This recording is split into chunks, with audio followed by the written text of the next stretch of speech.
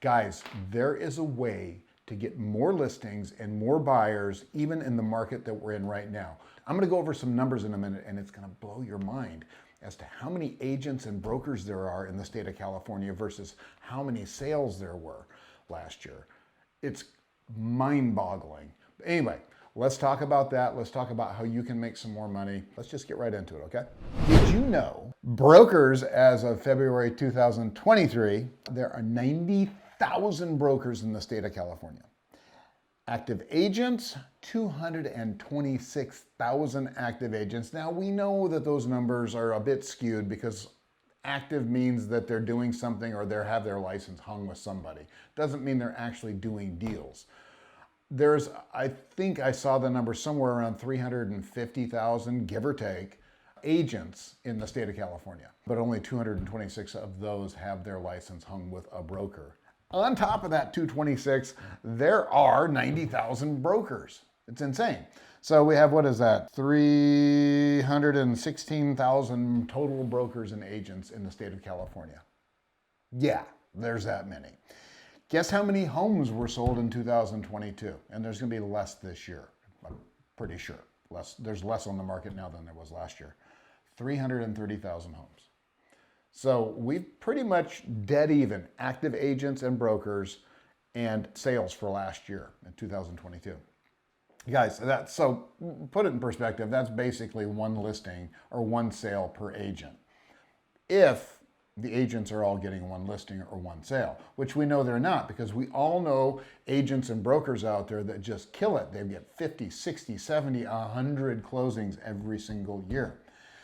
So for the most part, if you're starting out, you have a massive amount of competition, and that's okay. The people that make it in this business rise to the top through hard work, perseverance, and stick-to-itiveness, which I believe might be all the same thing. I was doing a podcast with Ricky Carruth yesterday, who's this amazing real estate coach, good friend of mine, and just an all-around great guy. If you're not following him, go follow him. And he was saying that the biggest obstacle that new agents have is getting that first listing very easily. Now, we both work with new people. So I work with new investors / agents. He works with new agents often. And we both agreed that in order to get your first deal as a real estate agent or get your first deal as a real estate investor, it takes anywhere from 4 to 6 months, generally speaking, of hard work. But once you put in that hard work, things start falling into place after that. As long as you keep working, you've got this backlog of deals that are going to start coming through, and you'll have future deals because you're still working every day to get more deals. That's what you got to do to get started in this business. And it's really sad, it's really scary, unfortunately, when somebody gets a deal very, very quickly. Like, I teach a lot of people how to buy real estate and make it cash flow. The problem is some people find a good deal right off the bat, right out of the gate, and they think it's going to be easy. So they just kind of throttle back and wait for those deals to come in. But guess what? They don't. Unless you're hitting it hard all the time, the deals will not keep coming to you. It's the same thing as a real estate agent. You get that first deal from Aunt Sue. She says, yeah, I'll let you list my house. And you list it, you sell it, you get a check. Everything's groovy. You go on vacation, you get the Rolex, maybe you get a new Toyota Camry, you're sporting, man, you're living in a better apartment, and the money's gone within 3 months, and you go, what the heck happened? Why aren't I getting more listings? It's because you stopped. It's because you stopped. And what you need to do, guys, is keep moving forward all the time. That's why it's so important to find whatever you can to help you get through those hard times. Here's what we did when we first started. We actually started working for the bank. This is back in 2008. I got my license in 2006, I believe, 2007, somewhere around there. And the market was still pretty good. I got a couple of deals right away. And then, obviously, the market tanked.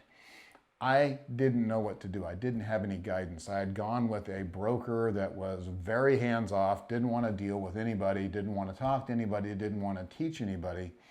And I could have been taught a lot back then, and I would have done it.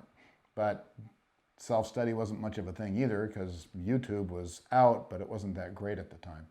So I floundered around for a while. I ended up going broke, basically going bankrupt and pretty much losing everything because I didn't know what to do. I really honestly just didn't know what to do.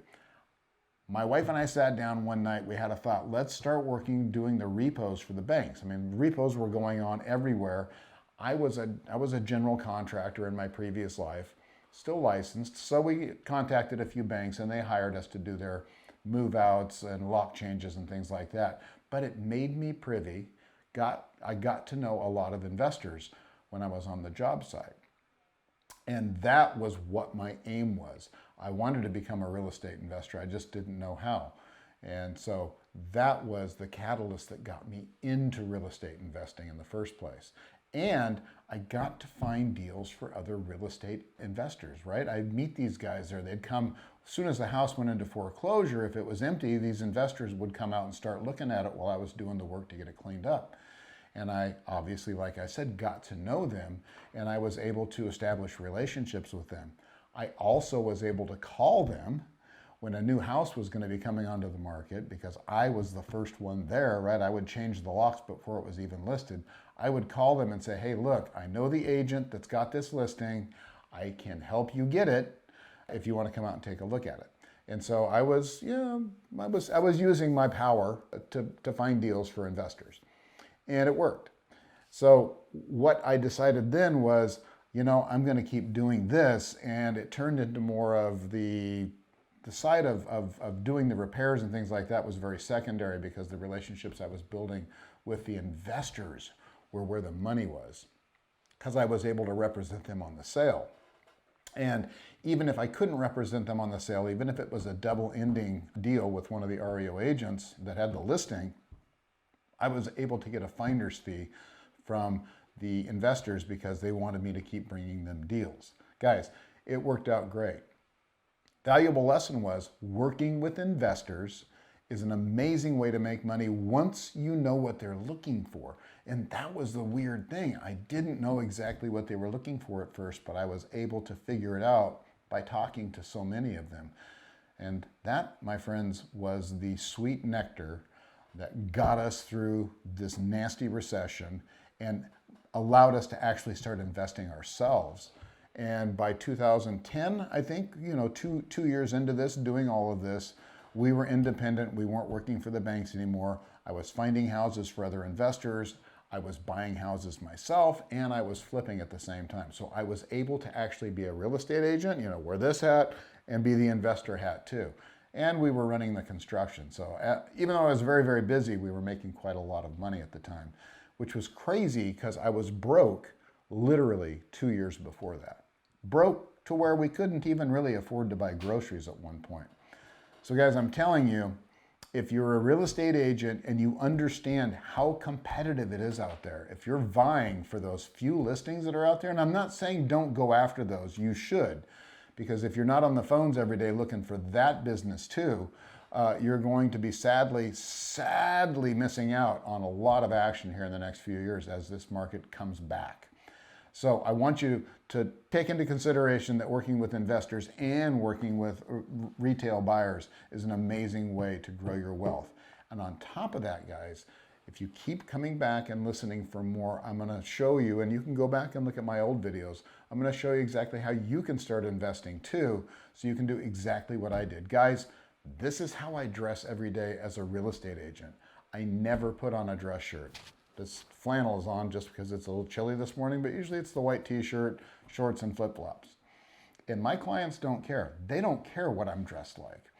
They're happy to deal with me on a daily basis and buy properties from me because I bring them deals, because I know how to run their numbers. All right, guys, so learn how to run your numbers. Learn how to find investors, and I promise you, you will always have income coming in. All right, guys, if you enjoyed the video, please like it, subscribe to our channel, and sign up for notifications so that you'll see every time we drop a new video. I appreciate you being here, guys, and I will see you next time.